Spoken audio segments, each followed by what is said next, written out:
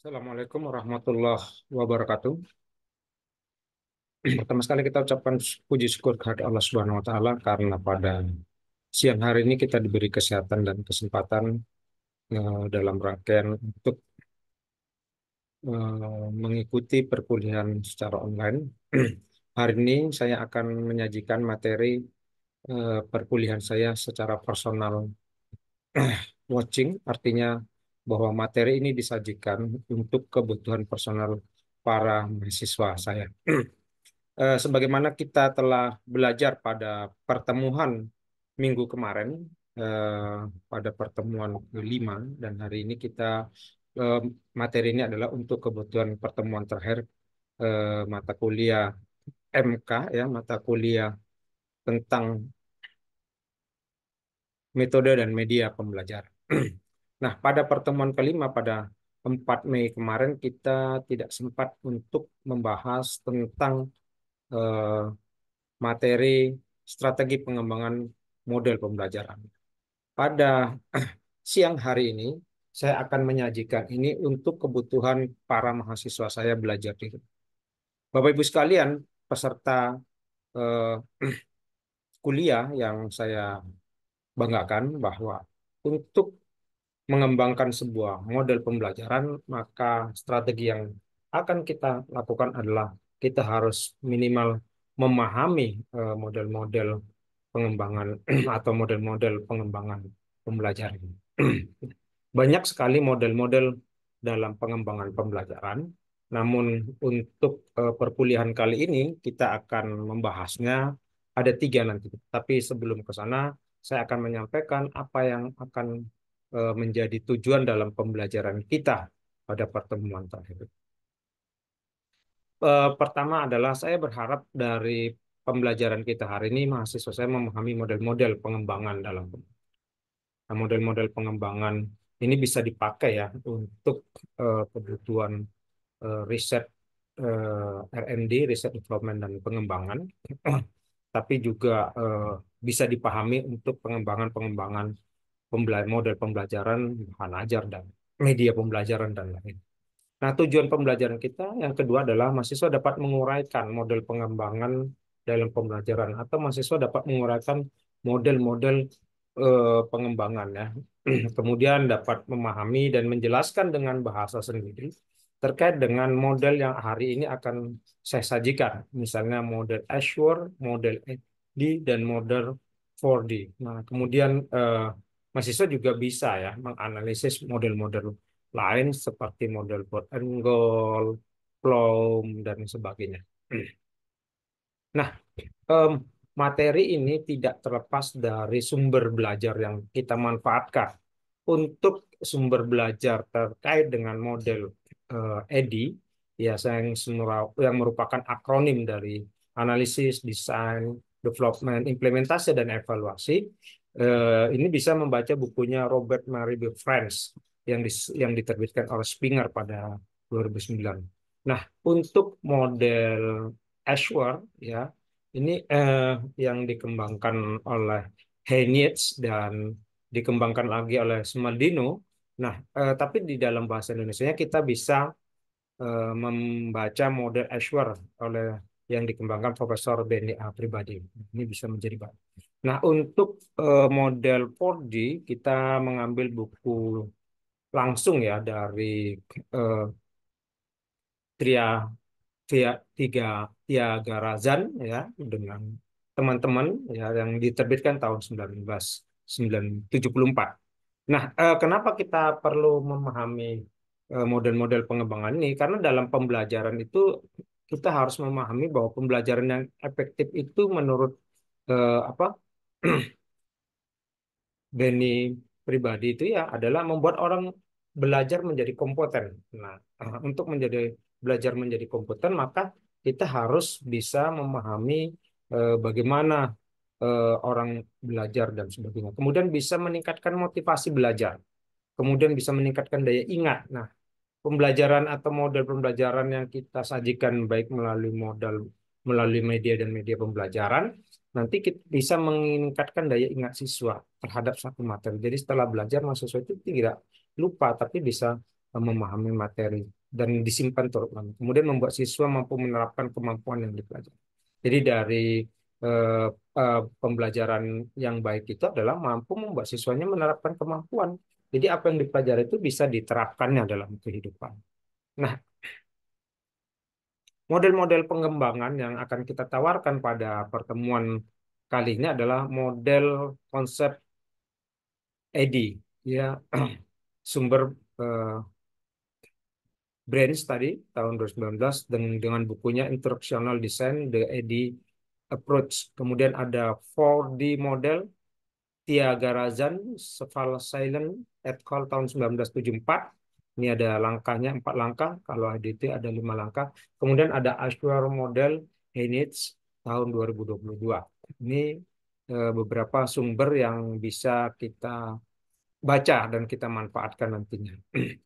Bapak Ibu sekalian, kita akan masuk pada model pengembangan yang pertama, ya, model Azure. Model Azure ini adalah eh, singkatan ya, akronim dari Analysis Student, State Standard and Objective, Select Strategi Teknologi Media dan Material, Utility Teknologi Media and Material, Requirement Student Participation, Evaluate, Evaluate dan Revise. Nah, model ini dicetuskan oleh Heinz dan kawan-kawan tahun 1980-an dengan tujuan mendesain pelaksanaan pembelajaran di ruang kelas secara sistematik. Artinya memang dirancang sedemikian rupa, mulai dari rencana sampai hasilnya evaluasi, dengan memadukan penggunaan teknologi ya dan media yang dapat digunakan untuk mencapai tujuan pembelajaran. Jadi Hynix ini tadi mencetuskan ini adalah bahwa pembelajaran ini di dirancangkan di ruang kelas, tapi untuk memadukan antara penggunaan teknologi dan media. Nah, model ini melingkupi langkah yang pertama. Kemarin kita sudah membahas sedikit ya. Pertama adalah analyze learner. Jadi langkah yang pertama ini adalah karakteristik umum. Jadi kita harus memahami karakteristik umum peserta didik kita. Misalnya di tingkat perguruan tinggi, kita harus memahami karakteristik umum mahasiswa.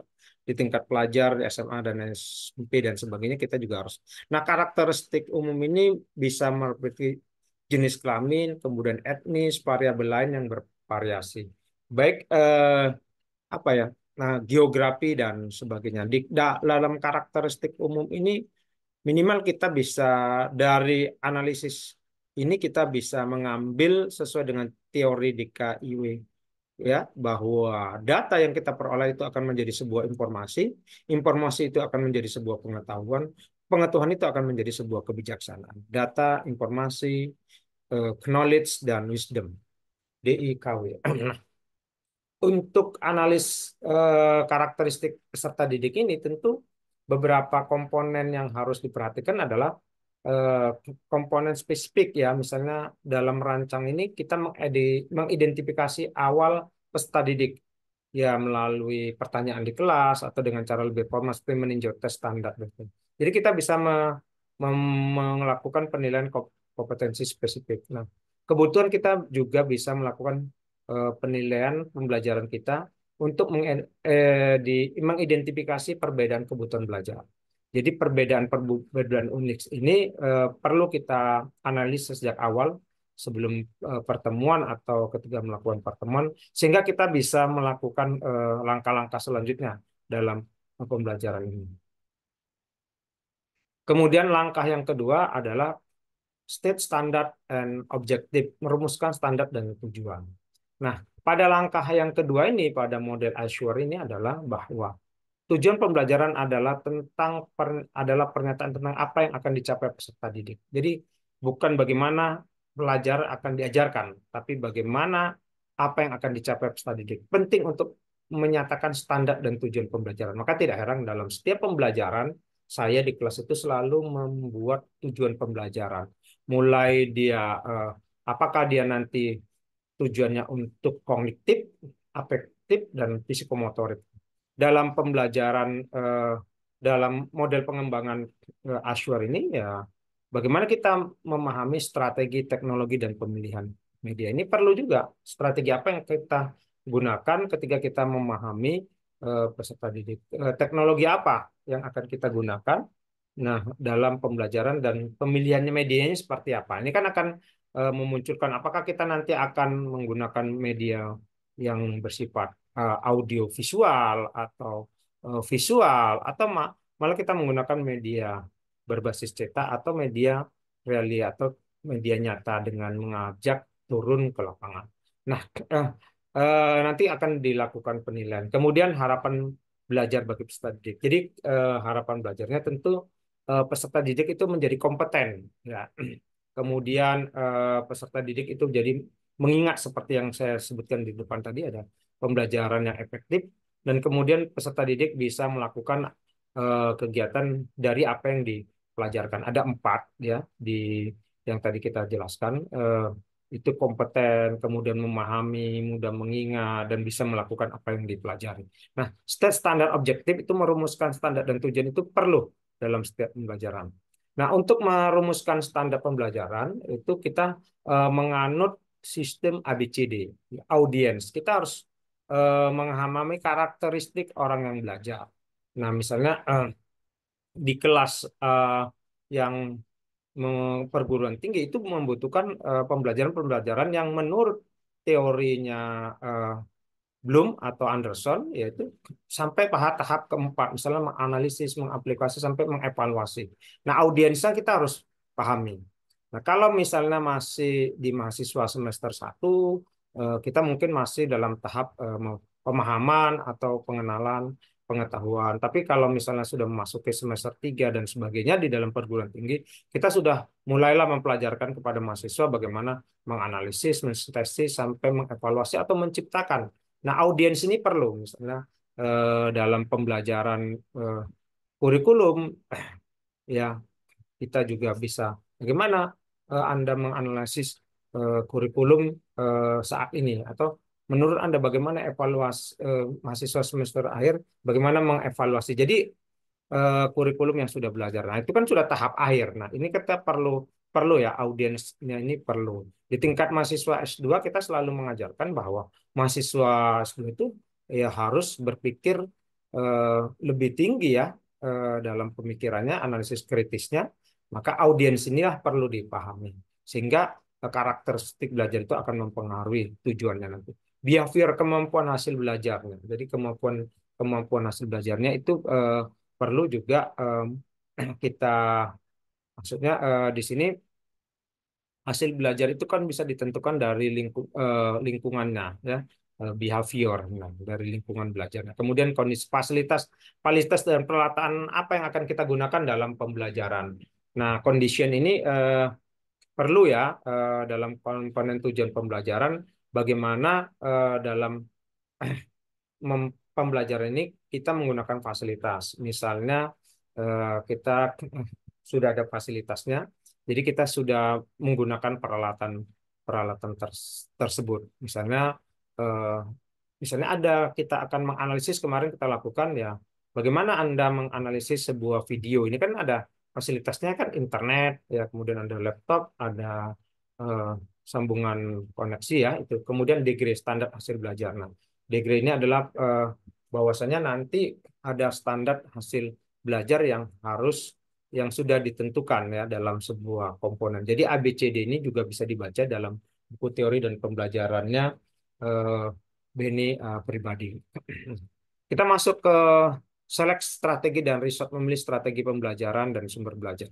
Nah, di sini pada tahap ketiga ini bagaimana strategi yang akan kita gunakan setelah kita melihat kemarin, melihat di awal tadi bagaimana analisis peserta didik, ya, kemudian baik dari komponen analisis spesifik, analisis umum, ya. Nah, kita bisa akhirnya memilih strategi belajar yang bagaimana. Apakah nanti kalau di perguruan tinggi kita bisa menggunakan pendekatan. Pendekatan yang kita kenal itu ada 2 pendekatan, adalah pendekatan berbasis guru dan pendekatan berbasis siswa SCL dan TCL. Nah, kemudian pemilihan sumber belajar. Nah, pemanfaatan sumber belajar ini penting ketika kita sudah mengetahui yang pertama tadi adalah analisis, kemudian eh, standar, ya kita bisa memilih strategi dan sumber belajar apa yang akan digunakan. Untuk sumber belajar ini di perguruan tinggi, khususnya di mahasiswa MMPT, tentunya kita menggunakan sumber-sumber yang asli. Makanya buku-buku yang kita kembangkan, yang kita kenalkan kepada peserta didik adalah buku-buku yang textbook ya, yang bisa dibaca berbahasa Inggris, sumber aslinya sehingga mahasiswa pernah membaca. Nah, pemilihan sumber asli ini kan penting ya untuk sumber belajar di rumah. Sumber-sumber belajar itu bisa juga dari sumber belajar yang saat sekarang ini sedang berkembang personal research ya, research learning. Jadi ketika mahasiswa mau belajar, mahasiswa tinggal memilih. Nah, kalau dulu kan kita ditentukan ya, kalau sekarang kita mau cari apa ada. Kemudian memilih dan memodifikasi eh, atau merancang bahan pembelajaran. Jadi setelah kita memilih strategi, kemudian memilih sumber belajar, kita juga bisa memodifikasinya sesuai dengan kebutuhannya. Jadi kalau tahapan-tahapan dalam sintaks sebuah model atau tahapan metode, kita bisa kembangkan. Misalnya dalam metode apa namanya dalam pembelajaran di kelas itu TST ya, dalam model pembelajaran yang kita kembangkan di antaranya ada eh, hiring ya, kemudian ada menyampaikan pendapatnya ya, eh, think fire share ya. Think fire share itu kan sebuah pembelajaran yang bagaimana kita belajar sendiri. Pertama, bagaimana kita berpikir terhadap sumber belajar, kemudian fire itu berpasangan, kemudian share itu menyampaikan pendapat kita.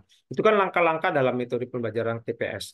Nah, itu bisa kita modifikasi. Misalnya, kalau hanya menyampaikan pembelajarannya, share saja, itu kan tidak ada feedback. Maka kita tambah misalnya feedback. Jadi, di sini kita bisa memilih strategi ini itu juga bisa merancang. Nah, mengubah material yang ada, disesuaikan materi-materi pembelajaran yang ada sesuai dengan kebutuhan peserta didik. Tahap keempat adalah utility research, memanfaatkan sumber belajar, menggunakan metode sebelumnya dalam kegiatan pembelajaran, namun sebelum menggunakan metode dan media dan bahan pelajaran, maka diperlukan berbagai persiapan. Perlu di sini dalam memanfaatkan sumber belajar, kita perlu melakukan review materi, cek dulu materi sebelum belajar. Materi apa yang kita akan sajikan? Apakah sudah sesuai? Nah, kemudian tahap kedua adalah siapkan bahan. Kumpulan materi-materi itu, nah, Bapak Ibu sekalian, di perguruan tinggi itu materi-materi bisa diambil dari buku ajar, kemudian dari perpustakaan, kemudian dari sumber-sumber yang lain. Nah, materi-materi dan media yang akan dibutuhkan itu tentunya akan menjadi perhatian kita. Kemudian siapkan lingkungan, atur fasilitas yang akan digunakan. Nah, ini perlu dalam pembelajaran. Apakah kita akan pembelajaran indoor atau outdoor? Nah, maka kita perlu mengatur fasilitas lingkungan. Nah, dalam pembelajaran berbasis eh, teaching ya, misalnya dalam eh, pernyataan-pernyataan atau penegasan-penegasan itu perlu misalnya dosen menggunakan PowerPoint ya supaya mahasiswa itu paham dalam penegasan-penegasan. Nah, lingkungan ini harus diatur terlebih dahulu. Kalau kita di kelas itu biasanya sudah ada infokus, sudah ada ini semua diatur. Kemudian peserta didik. Nah, peserta didik di sini perlu diberitahu ya bagaimana tujuan pembelajaran. Maka tujuan pembelajaran yang menggunakan ABCD itu ya yang tadi ada audience, behaviors, condition, dan degree itu perlu menjadi perhatian. Nah, kemudian Bapak Ibu sekalian sebagai dosen atau sebagai guru tentunya dalam mengembangun pembelajaran itu perlulah diberi pengalaman peserta didik sehingga peserta didik itu berani melakukan presentasi di depan kelas. Nah, Bapak Ibu sekalian, tentunya eh,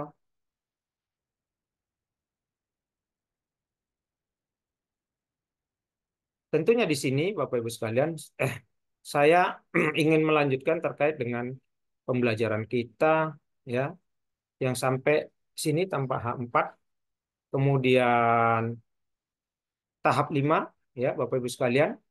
Nah, di tahap 5 ini tentunya eh, kita perlu eh, menegaskan bahwa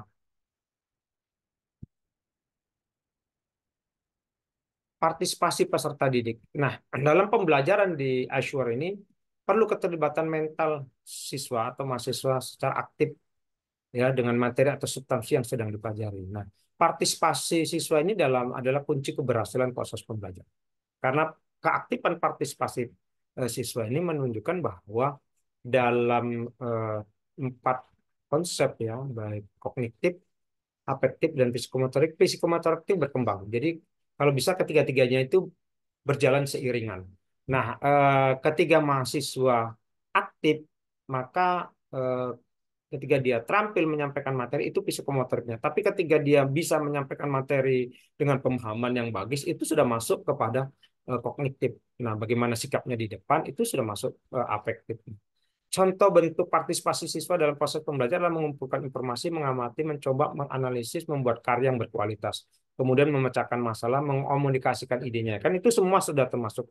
Kemudian berdiskusi dan menilai suatu produk berdasarkan kriteria tertentu. Jadi sudah, kalau sudah menilai berarti sudah masuk pada tahap evaluasi. Itu tahap paling tinggi dalam teori belum ya. Nah, dalam teorinya apa Endargelek, kerucut pengetahuan itu juga masuk dalam yang sudah tinggi.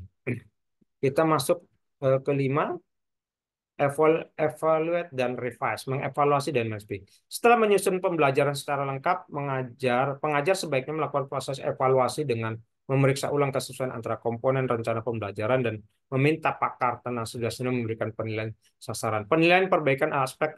Nah, dalam penilaian ini, dalam evaluasi ini adalah perbaikan-perbaikan penilaian dan perbaikan adalah aspek yang mendasar untuk pengembangan kualitas pembelajaran.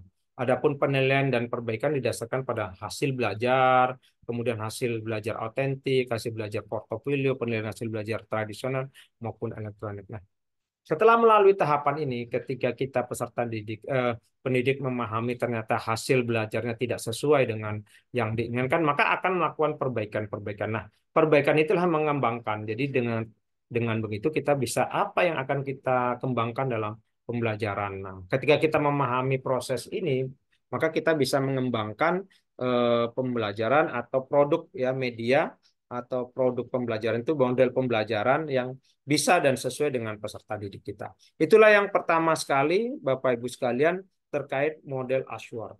Ada juga model yang kedua yang bisa kita kembangkan dalam tahap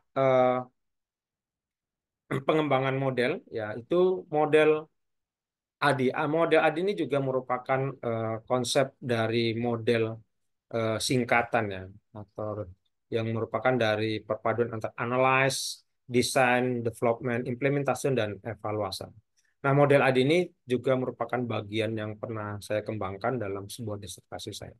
Nah, dalam setiap rangkaian pengembangan ini ya, mulai tahap analyze, design, development ya, yang ini adalah ada tahapan-tahapan revisinya dalam setiap langkahnya.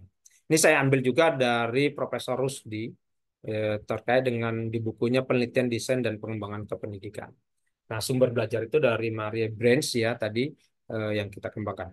Nah, apa yang kita dilakukan dalam model ini? Nah, di model ini kita perlu mengembangkan analisis kebutuhan, karakteristik siswa, kemampuan prasyarat, kemampuan awal, analisis lingkungan. Dalam bukunya Profesor Dr. Rusdi itu juga dijelaskan tentang analisis kebutuhan. Nah, bagaimana kita akan mengembangkan sebuah model pembelajaran atau produk lain seperti media pembelajaran atau produk lain pengembangan bahan ajar, tentu kita harus melakukan analisis kebutuhan. Nah, alat analisis ini dibutuhkan untuk pengembangan produk. Nah, kebutuhannya itu bisa melalui apa sebetulnya yang dibutuhkan, ya bisa melalui tingkat satuan pendidikan dan sebagainya. Nah, di sini Bapak Ibu sekalian, nah terkait dengan analisis ini tentunya kita bisa melakukan survei, bisa melakukan observasi, bisa melakukan analisis studi lingkungan terhadap kebutuhan-kebutuhan pembelajaran yang akan kita lakukan dalam pengembangan. Kemudian menganalisis karakteristik siswa. Jadi analisis karakteristik siswa itu hampir mirip dengan model pembelajaran Ashwar ya, yang tadi analisis karakteristik baik karakter secara umum, spesifik, minat bakat dan lainnya. Nah, melalui analisis ini tentunya kita juga bisa mengembangkan masuk dalam sebuah tahapan-tahapan ya sesuai dengan usianya. Jadi kalau anak-anak dan sebagainya. Kemudian ada analisis kemampuan prasyarat dan analisis kemampuan awal. Nah, di analisis kemampuan prasyarat dan kemampuan awal kata Profesor Rusdi dalam bukunya itu dijelaskan bahwa ada juga perkembangan tingkat aktual siswa itu eh, kemampuan menyelesaikan tugas secara mandiri, dan tingkat perkembangan prestasi pada mencerminkan masalah. Jadi ada kemampuan awal dan kemampuan prasyarat. Nah, di sini ada yang perlu bantuan dan ada siswa yang tidak perlu bantuan. Kemudian analisis lingkungan. Nah, analisis lingkungan ini faktor penting ya, bagaimana mahasiswa itu dirancang. Nah, hampir sama sih sebetulnya dengan Ashworth Study pada tahap pertama. Dan pada ketiga tahap selanjutnya adalah tahap desain. Nah, disinilah kita perlu menentukan tim pengembangan.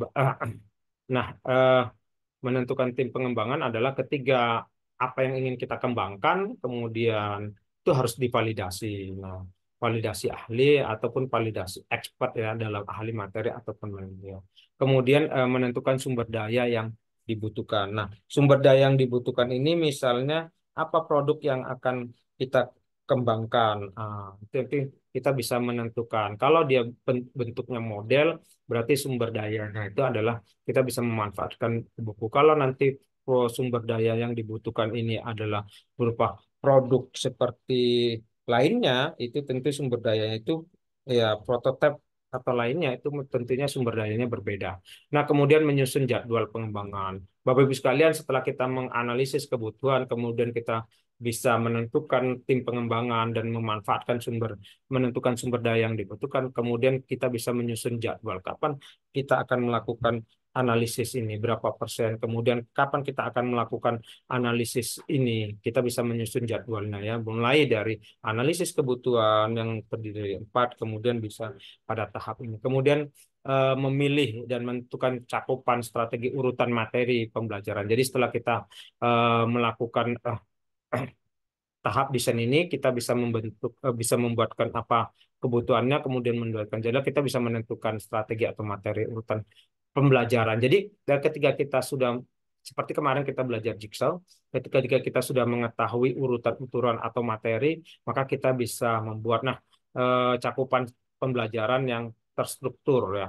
Nah, apa strateginya, apa materinya, kita bisa memilih dan menentukan cakupannya. Kemudian pembuatan storyboard. Nah, ini penting ya, pembuatan storybook dalam bukunya apa ini bagaimana dalam setiap lambaran itu dan pengembangan itu eh, ada yang ditampilkan. Nah, storyboardnya itu apa pesan yang disampaikan. Jadi seperti tahapan-tahapan baik prosedural maupun tahapan-tahapan konsep. Nah, itu spesifik storyboardnya bisa kita buat. Kemudian menentukan spesifikasi produk, apakah produk ini berupa model pembelajaran atau produk ini berupa produk dari media pembelajaran. Kita bisa, nah, menentukan spesifikasinya, eh, apakah bisa mudah dipelajari, kemudian user friendly dan sebagainya ya. Kalau langkah-langkahnya mudah dilaksanakan, nah itu kalau misalnya mau model pembelajaran. Tapi kalau dia media, misalnya medianya ini bisa digunakan dengan apa mudah, murah dan sebagainya. Kita bisa menentukan spesifikasinya. Nah, kemudian kita bisa menentukan prototipe produk, membuat prototipe. Jadi kita sudah sampai ke tahapan bagaimana mendesain prototipenya. Nah, tahap selanjutnya Bapak Ibu sekalian adalah melakukan pengembangan. Setelah kita menentukan tim pengembangan, menentukan sumber daya, tahap desain, ya kemudian kita bisa direvisi nih ketika kita tidak sesuai. Nah, kemudian bisa masuk ke tahap pengembangan. Nah, tahap pengembangan ini adalah tahap validasi ahli dan validasi praktisi gitu. Jadi ketika kita membuat sebuah produk, baik itu model ataupun media nantinya, Bapak Ibu sekalian membuat prototipe ya, baik bentuknya prosedural atau produk yang sudah dihasilkan, maka harus ada validasi. Ya, kita harus menyerahkan kepada ahli apakah model pengembangan kita yang akan kita kembangkan ini sudah sesuai enggak gitu. Ahli nanti akan memberi catatan-catatan, praktisi juga. Nah, ketika mereka sudah memberi catatan, kita lakukan revisi-revisi. Nah, selanjutnya barulah masuk ke tahap implementasi dan evaluasi. Nah, pada tahap implementasi ini dilakukan implementasi satu-satu. Nah, di sini dalam bukunya Rusdi dijelaskan bahwa bagian implementasi satu-satu adalah tujuannya untuk memperbaiki prosedur penggunaan produk. Jadi ketika sudah divalidasi ahli, kemudian validasi materi, ketika kita akan melakukan evaluasi, kita akan melihat, mengidentifikasi apakah sudah sesuai indikatornya sudah sesuai atau tidak. Nah, ini perlu mendapat perhatian. Nah, kemudian kita evaluasi pada kelompok kecil. Jadi produk kita atau model kita atau media yang akan kita kembangkan itu diuji coba melalui small growth trial. Bagaimana? Kan ada catatan. Nah, kita bisa melihat nanti sinteksnya yang kita sudah buat itu evaluasinya. Nah, tapi ketika dijalankan, bagaimana kita melihat? Ada nggak catatan yang dari kelompok kecil ini? Apakah efektif atau tidak pembelajarannya? Apakah masuk meyakinkan pengguna atau tidak produk? Nah, jadi itu bisa menjadi tahapan. eh, Nah, ini bisa dilakukan dengan melalui pretest dan post-test. Ya. Kemudian evaluasi lapangan, file set, ya uji coba yang dalam produk yang sudah mulai sedikit besar ya. Nah, kemudian uji cobanya juga bisa sudah penggunanya juga sudah mulai banyak. Nah, pada tahap uji coba lapangan ini yang terpenting adalah bagaimana eh, produk yang kita kembangkan itu sudah sesuai atau tidak. Kemudian kita melakukan evaluasi secara menyeluruh, apa evaluasi sumatif. Nah, inilah produk analisis sebuah langkah EDI. Jadi sesuai ketika kita melakukan analisis kebutuhan, kemudian kita sudah memperoleh, kemudian kita sudah masuk kepada tahap pengembangan, ya menentukan tim pengembangan, kemudian sumber daya, kemudian menyusun jadwal sampai membuat kayak seperti ini ya, sebuah rancangan sederhana ya produknya ya atau gambar modelnya atau produknya yang mau dihasilkan ya baik melalui storyboard, flowchart dan lain-lainnya. Kemudian kita sudah menentukan spesifikasinya dan membuat prototipenya. Ketika kita sudah melalui tahap desain, kita akan tahap validasi. Apakah desain kita ini bisa dilakukan dalam tahap validasi ini langkahnya itu bisa melalui FDD ya. Ya, fokus discussion group. Jadi beberapa ahli dikumpulkan untuk memberikan masukan terhadap produk yang akan dikembangkan. Nah, kemudian pada tahap implementasi dan evaluasi itulah sudah tahap uji coba sampai akhirnya produk itu layak digunakan. Nah, ini langkah kedua bagaimana kita model pengembangan yang bisa diterapkan dalam pembelajaran, Bapak Ibu sekalian. Kita masuk ke tahap yang keempat. Ini adalah 4D model. 4D model ini adalah dikembangkan oleh Tyagarajan ya pada 1974. Ada 4 langkahnya. Ini lebih sederhana, Bapak Ibu sekalian. Itu adalah pada tahap pertama adalah define. Ya, instructional request melakukan proses definisi merumuskan tujuan. Nah, tahap kedua adalah desain, mengembangkan atau merancangkan prototipe untuk pembelajaran. Jadi sudah pada tahap merancang ya. Kalau tadi AD itu di desain juga ada. Kemudian ini lebih lebih ya, lebih sederhana. 4 adalah pengembangan yang tadinya prototipe menjadi satu model tertentu. Nah, di sini perlu dipahami. Nah, kemudian desain menyebarluaskan ya desimal. Nah, bagaimana kita menyebarkan eh, materi yang sudah dibuat ya dibungkus rapi gitu ya. Nah, untuk tahap 4 tahapan ini define, design, development and disseminate ya, tentunya ada langkah-langkah di setiap langkahnya. Kita akan ini gambar asli yang diambil dari buku Trajan Tiagarajan tahun 1974. Jadi tahapan-tahapan ini ada tahapan-tahapannya lagi ya yang perlu diperhatikan. Nah, ini mungkin lebih sederhana dan banyak digunakan. Nah, di tahap define ya pada gambar 1 2 figur 1 2 pada langkah yang pertama itu ada front end analysis ya, analisis awal dan akhir. Kalau di apa di Ashwar tadi juga analisis, kalau di ID juga analisis. Jadi hampir semua eh, model-model pengembangan itu diawali dengan analisis. Kalau analisisnya 4D itu adalah analisis awal dan akhir. Untuk mengetahui masalah dasar pada sebuah pembelajaran dan menganalisis pemacaran yang tepat untuk masalah tersebut. Jadi kita perlu melakukan analisis awal dan akhir. Kemudian kita juga perlu menganalisis pembelajar, ya, linear analisisnya untuk mengetahui karakter siswa. Hampir mirip dengan analisisnya Ashwar ya di tahap awal kita melakukan analisis karakter siswa yang sedang mengalami masalah dalam sebuah proses pembelajaran dan ingin diketahui pemecahannya. Nah, dari beberapa langkah ini, for and analysis, linear analysis, nanti aja ada text analysis, bagaimana kita menganalisis tugas-tugas yang harus dikerjakan siswa, ya apa saja untuk menyelesaikan masalah. Akhirnya sampai pada konsep analisis, bagaimana analisis konsep, dibuat pernyataan-pernyataan, akhirnya sampai kepada specification of objective, tujuan spesifikasi untuk pemecahan masalah tersebut. Nah, ini tahap define-nya. Nah, langkah yang kedua itu adalah tahap desain.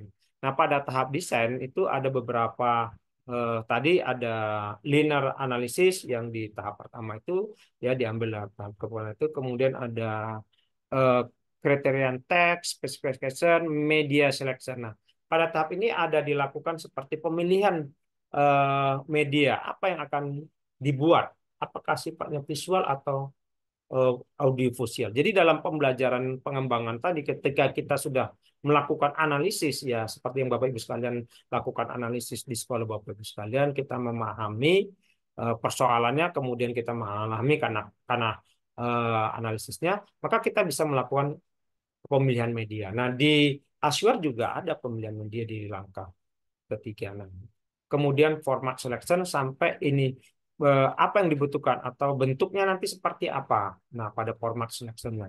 Atau yang lainnya bagaimana? Bisa video podcast, kan video itu bisa beragam. Seperti ini personal video, tapi bisa podcast yang menghadirkan dua orang. Nah, kemudian masuklah pada initial design, pada kita akan menghasilkan prototipe yang bisa dilihat. Jadi ada plot chart. Nah, seperti eh, ID juga nanti di tahap desainnya itu sudah kita memunculkan plot chart-nya apa yang akan kita buat. Nah, kemudian langkah ketiga ini ya pada figur 1.4 itu stage 3 develop. Pada tahap pengembangan ini ya ada facial expert atau ahli ya. Tapi ini adalah uji coba ahli dari prototipe yang dibuat. Nah, ahlinya ini, jadi Bapak Ibu sekalian, ketika Bapak Ibu sekalian sudah membuat media dalam mengembangkan model pembelajaran atau dalam mengembangkan media pembelajaran, maka ketika dibuat itu harus ada ahli medianya. Ahli media itu harus memberikan masukan apakah eh, dalam rancangan prototipe yang kita kembangkan ini sudah layak atau tidak. Ketika media ini dijalankan, maka ketika media ini dinyatakan oleh ahli, maka ini sudah eh, merupakan hal yang bagus. Sampai kemudian pada tahap developmental testing, tahap melakukan uji coba dari hasil revisi. Jadi terus dilakukan melakukan uji coba ya kalau di development di ID tadi ada di implementasi, yaitu ada uji coba trial satu-satu, kemudian uji coba kecil, uji coba besar, sampai akhirnya evaluasi semakin. Nah, di sini nanti di hasil uji coba ada feedback dari uji coba tersebut, dari pengembangan uji coba. Apakah layak atau tidak model pengembangan yang akan kita kembangkan dan media akan kita kembangkan. Nah, kemudian masuk kepada tahap terakhir dalam 4D model ini adalah disseminate atau mendesimalisasikan. Jadi bentuk rangkaian semantik seluruh rangkaian dari pengembangan tadi, validasi testing namanya itu dibentuk ya akhirnya sebuah produk. Nah, kemudian pada tahap ini juga dilakukan pembelajaran. Tahap ini pembelajaran yang sudah dikembangkan, model atau media yang sudah kembangkan, kemudian dikemas atau disajikan. Jadi ketika akan dikemas untuk disajikan, sedemikian rupa selanjutnya disebarkan berbagai cara. Nah, bisa melalui buku, melalui konferensi-konferensi, kemudian melalui diskusi-diskusi apakah model yang Bapak Ibu kembangkan ya apakah media yang Bapak Ibu kembangkan itu sudah sesuai dan layak, efektif, sesuai dengan tujuan yang ingin dicapai. Nah, ingat Bapak Ibu sekalian, pada tahap diseminasi ini, Bapak Ibu sekalian perlu menyampaikan. Jadi, ini bisa digunakan pada penelitian R&D ya, Bapak Ibu sekalian. Tapi untuk dalam segi konsep, juga ini bisa juga dikembangkan. Nah, jadi Bapak Ibu sekalian silakan pengembangkan produk itu bisa yang sifatnya original, atau mengembangkan bagian-bagian tertentu saja juga bisa. Nah, jadi memodifikasi juga bisa merangkai dari pengembangan ini.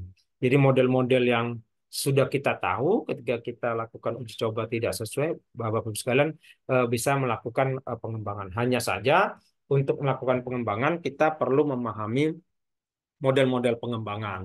Nah, untuk hari ini model pengembangan yang kita sajikan itu ada tiga, ya, dari Eddy, kemudian dari Azure, Eddy, kemudian 4D. Jadi ada board and goal, Flume, kemudian ada Dick and Carry, ya, kemudian ada model-model pengembangan lainnya yang Bapak Ibu sekalian nanti bisa baca dari berbagai buku, ya. Kemudian saya akan menutup pertemuan kita terakhir ini adalah cara berpikir sederhana yang dikembangkan oleh Profesor Dr. Rusdi, guru besar dari apa namanya Universitas Jambi. Yang paling penting itu eh, alurnya adalah bagaimana kita menemukan masalah melalui analisis tadi. Kemudian ketika kita menemukan masalah, serangkaian kita menemukan ide bagaimana menyelesaikan eh, masalah tersebut. Ide itu bisa dibangun melalui desain yang akan kita kembangkan, apa kita akan mengembangkan produk, atau kita akan mengembangkan sebuah model melalui chart, bagan, dan sebagainya. Kalau EDI itu lebih kepada pendekatan paradigma IPO, input, proses, dan output. Jadi dalam melakukan kegiatannya itu ada inputnya, di input itulah masuk analisis-analisis yang kita lakukan. Sedangkan di proses itu adalah kegiatan-kegiatan eh, pengembangan. Kemudian rancang bangun. Nah, rancang bangun inilah masuk kepada tahap desain dan development. Jadi hampir semua Bapak Ibu sekalian dari eh, model pengembangan yang kita terapkan ini masuk kepada tahap desain. Mau seperti apa? Mau untuk menyelesaikan persoalan pembelajaran yang bagaimana? Mau menyelesaikan persoalan pemanfaatan media yang bagaimana? Itu dirancang bangun. Ini tadi. Nah, rancang bangun itu bisa masuk kepada tahap desain dan development. Nah, hampir semua, ya, tahap desain development. Nah, kemudian tahap uji coba. Jadi apa yang kita rancang, apa yang kita buat, baik prototipe, produk, coba kita uji coba. Nah, ketika kita uji cobakan itu bisa melalui apakah dia uji coba yang tadi awalnya ahli, kemudian uji coba lapangan kecil, uji coba lapangan besar.